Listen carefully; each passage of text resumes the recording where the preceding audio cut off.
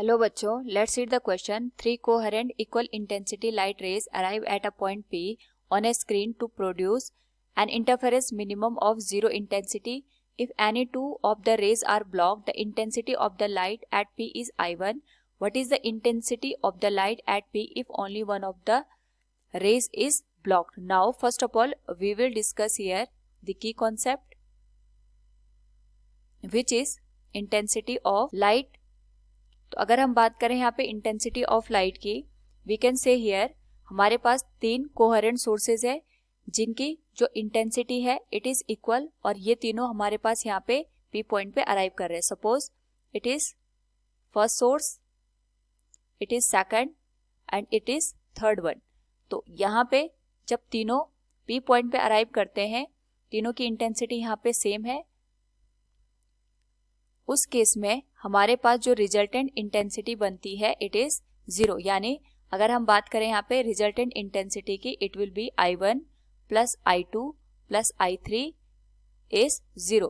और साथ में हमें ये गिवन है I1 और I2 I3, इनका जो मैग्नीट्यूड है इट इज इक्वल, बट इनका कॉम्बिनेशन इस तरीके से यहाँ पे पार्ट डिफरेंस और फेज डिफरेंस की वजह से बन रहा है कि यहाँ पे जो रिजल्टेंट इंटेंसिटी है इट इज 0। नाउ हमें यहाँ पे कंडीशन गिवन है, if two of the rays are blocked the intensity of the light at P is I1।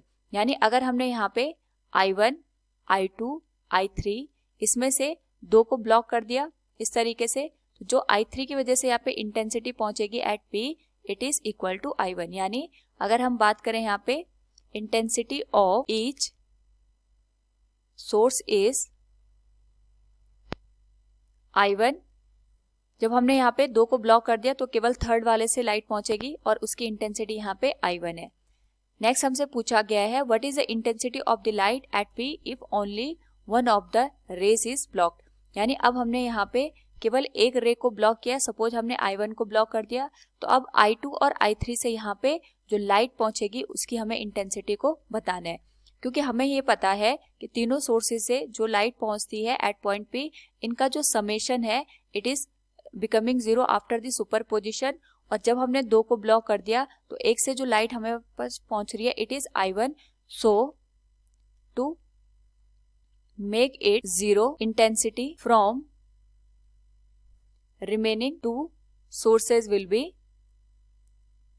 I1, लेकिन इनका जो फेज हो जाएगा ये यहाँ पे 180 डिग्री होगा, ताकि यहाँ पे जो हमारे पास रिजल्टेंट इंटेंसिटी है वो 0 मिले। So from the given option we can say here option C will be the correct answer. Hope all you understood it. Thank you and best of luck.